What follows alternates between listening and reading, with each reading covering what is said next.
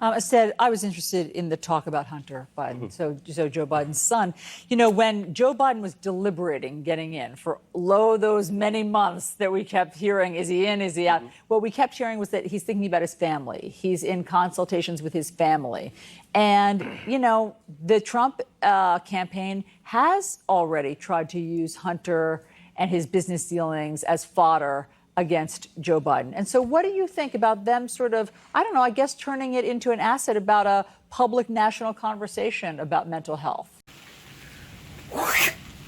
Did you see that?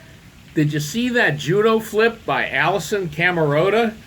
She took strong allegations of corruptions on the part of Hunter Biden, that's Joe Biden's son.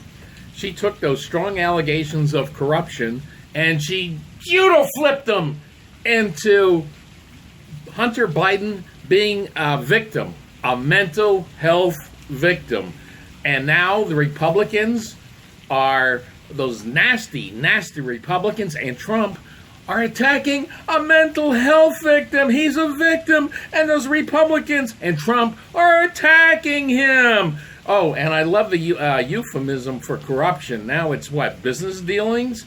So let's watch as she switches over to the New York Times political correspondent, Astad Herndon, who continues with this wild spin of Hunter Biden as a mental health victim who was forced that way by hitting that crack pipe. Let's watch. I thought it was a really interesting conversation, just both for the morals of like where the mental health conversation needs to go, but also the politics. Joe Biden is someone whose identity has come in terms of that personal tragedy. Of course, the tragic car accident that happened as he ascended to the Senate, and he is someone who has made his political brand about family. I was just in Wilmington, Delaware, talking with a lot of the community who knows him, and they don't just talk about him. They talk about his wife and his family and how integral they are. And so I think that as Republicans have mounted up using kind of Hunter Biden's international lobbying, it is interesting to see the Bidens come out proactively and admit some of the struggles that he has had and say, actually, that's something that causes us to relate more closely to the American people. We know that kind of mental health problems and addiction issues are a top of mind for voters, and and so clearly the Bidens are making a choice to come out that I think folks can commend, but also gets them to answer some of the political questions that Republicans have already shown a willingness to enter into that kind of murkier, more personal terrain.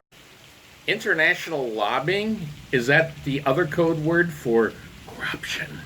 Yeah, they're really spinning it hard. That poor Hunter Biden, he was forced to hit that crack pipe. They made him hit that crack pipe, which drove him crazy. And now those nasty Republicans and Trump are attacking a mental health victim.